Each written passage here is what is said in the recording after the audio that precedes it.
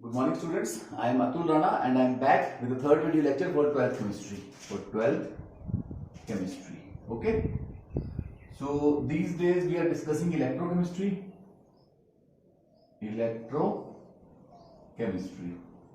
Okay. This is video lecture number 3rd in electrochemistry. Okay. In the previous lecture we have discussed Faraday's law. Okay. We have discussed Faraday's law. Okay. So according to first law of Faraday, more the electricity you will pass, more there will be deposition of substance at the cathode or anode. Okay. More the electricity you will pass, more will be the deposition of amount of substance deposited at cathode or anode will be more. Okay, directly proportional. Now today we will discuss the second law of Faraday. So okay, ठीक है, Faraday's second law of motion, or more precisely you can say it as Faraday's second law of motion. Faraday was the scientist जिन्होंने electricity पे बहुत ज्यादा experiment किए थे. Faraday's law of electrolysis. कौन सा? Faraday's second law of electrolysis. Okay, तो first law क्या बोलता है कि जितनी तुम इलेक्ट्रिसिटी पास करोगे, ठीक है, amount of electricity pass in coulombs is directly proportional to the amount of substance deposited at the cathode और एनोड. ठीक है, जितनी ज्यादा इलेक्ट्रिसिटी पास करोगे उतना इलेक्ट्रोलाइट टूटेगा और उतना उसका मास डिपॉजिट होगा. अब उसका मास कौन सा डिपॉजिट होता था? मास डिपॉजिट होता था ग्राम इक्विवेलेंट मास डिपॉजिट होता है. ये याद रखना कि जब इलेक्ट्रिसिटी पास करते हो, ठीक है, जब इलेक्ट्रिसिटी पास करोगे, जैसे कैथोड है और ये एनोड है, बीच में इलेक्ट्रोलाइट पड़ी हुई है, ठीक है, NaCl है. इलेक्ट्रिसिटी पास करते NaCl, this is an electrolyte, it will start breaking into Na positive plus Cl negative. Okay, so Na positive will go to cathode and here cathode is negatively charged, तो यहाँ पे इसको electrons मिल जाएंगे और Na यहाँ पे deposit हो जाएगा. बट Na का मॉलिक्यूलर मास डिपॉजिट नहीं होगा. हमेशा मास जो डिपॉजिट होता है that is gram equivalent mass deposited on the electrode is always gram equivalent mass. Okay, क्यों ग्राम इक्विवेलेंट मास होता है? मैंने पिछले लेक्चर में तुम्हें बताया था कि जो मास इसका डिपॉजिट होगा उसका मॉलिक्यूलर मास डिपॉजिट नहीं होगा, वो उसका होगा ग्राम इक्विवेलेंट मास. कैसे? देखो, कॉपर प्लस 2 इलेक्ट्रॉन, कॉपर, जैसे यहां पे मान लो कॉपर होता, मान लो इलेक्ट्रोलाइट क्या होती है CuCl2, तो क्या बनाते हैं Cu2 positive plus 2Cl negative.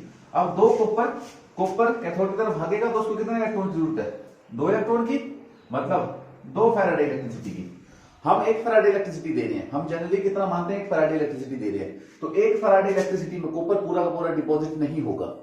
ठीक है, 1 फैराडे में कॉपर डिपॉजिट कितना होना चाहिए था? 59 ग्राम. इसका टोटल मास 59 ग्राम है, बट आधा डिपॉजिट होगा क्योंकि पूरा का पूरा 59 ग्राम, 1 मोल या 59 ग्राम डिपॉजिट होने के लिए इसको 2 फैराडे इलेक्ट्रिसिटी चाहिए थी. बट हमने जनरली हम 1 फैराडे इलेक्ट्रिसिटी देते हैं, कंसीडर करते हैं स्टैंडर्ड कंडीशन 1 फैराडे इलेक्ट्रिसिटी जा रही है, तो डिपॉजिट कितना होगा? 29.5 ग्राम. इतना ही डिपॉजिट होगा. ठीक है, इतना ही डिपॉजिट हो पाएगा. तो ये किसके बराबर है? ये इसका मॉलिक्यूलर मास है और इसका एन फैक्टर है, और ये क्या है? इसका एन फैक्टर है. कॉपर का एन फैक्टर 2 है, सोडियम का एन फैक्टर 1 है. सो जो मास डिपॉजिट होता है that is molecular mass upon n factor. Molecular mass upon n factor है क्या? Equivalent mass. सो जो मास डिपॉजिट होता है that is equivalent mass. Okay, not molecular mass. Getting this point? So इसी पे second law of this Faraday second law based है. इसी पे फैराडे सेकंड लॉ बेस्ड है. ओके,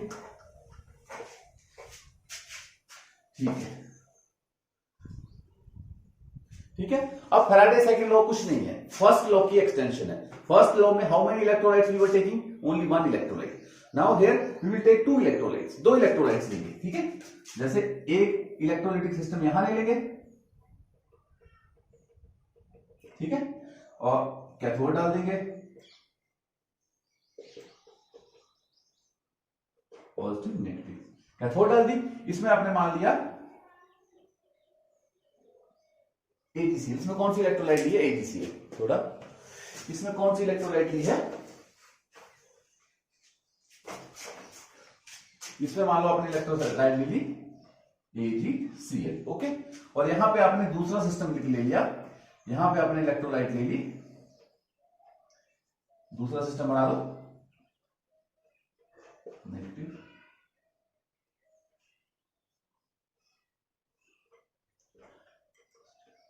यहां पे आपने इलेक्ट्रोलाइट ले ली CuCl2, 2 इलेक्ट्रोलाइट ले ली, ठीक है। अब फर्स्ट लॉ में से हम एक इलेक्ट्रोलाइट लेते थे, इलेक्ट्रिसिटी पास करते थे, ये इलेक्ट्रोलाइट टूटती थी, कैथोड पे जाके इसका पॉजिटिव पार्ट डिपॉजिट हो जाता था, ठीक है। अब 2 इलेक्ट्रोलाइट ले ली है, अब 2 इलेक्ट्रोलाइट क्या है, हम अलग अलग नहीं लेंगे, इसमें देखो तब्दीली आएगी, इसमें हम अलग अलग नहीं लेंगे, दोनों इलेक्ट्रोलाइट को इकट्ठा ले लेंगे। इकट्ठा लेने का मतलब क्या है, इकट्ठा लेने का मतलब है, देखो इसका ये आ गया नेगेटिव, ये आ गया इसका पॉजिटिव, ठीक है। इसका पॉजिटिव इसके नेगेटिव के साथ और इसका नेगेटिव इसके पॉजिटिव के साथ, दोनों को हमने इकट्ठा जोड़ दिया। दो इलेक्ट्रोलाइटिक सिस्टम ले लिए, 2 इलेक्ट्रोलाइट्स ले लिए और दोनों को इकट्ठा जोड़ दिया सीरीज में, ठीक है। सो जब हम इसमें से इलेक्ट्रिसिटी पास करेंगे, इसमें से इलेक्ट्रिसिटी पास करेंगे तो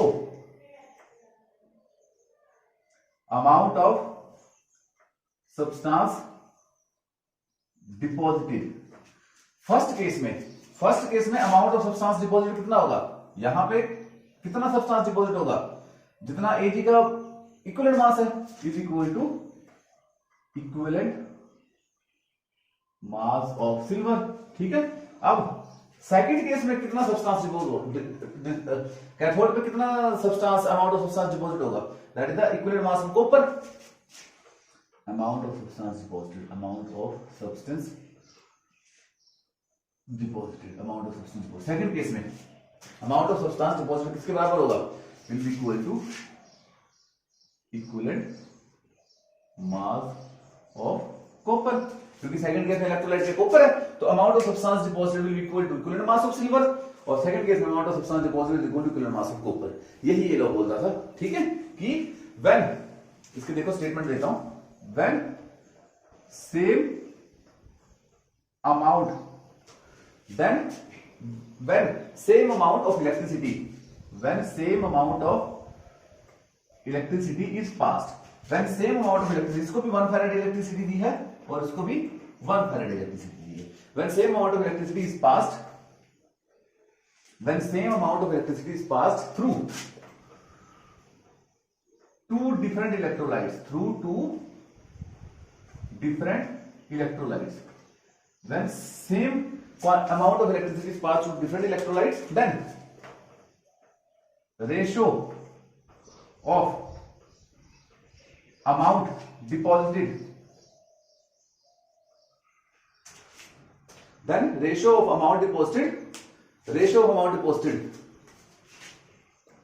between the 2 electrodes, ratio of amount deposited on the 2 electrodes, ratio of amount deposited on the 2 electrodes, ratio of amount deposited on the 2 electrodes will be equal to the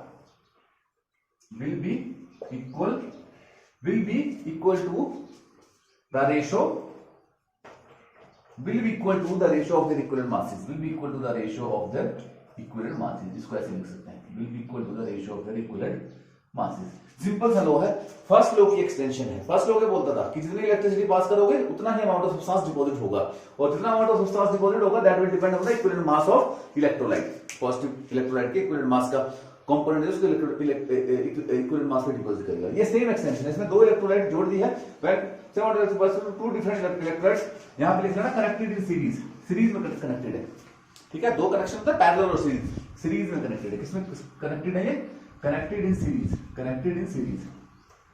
connected in series, when same amount of electricity is passed through 2 different electrolytes connected in series, and ratio of amount deposited on these 2 is equal to the ratio of their equivalent masses, okay, ratio of their equivalent masses, clear? So this is Faraday's second law. This is over. Now next lecture we will study about conduction of electricity. In the next lecture we will study about conduction of electricity.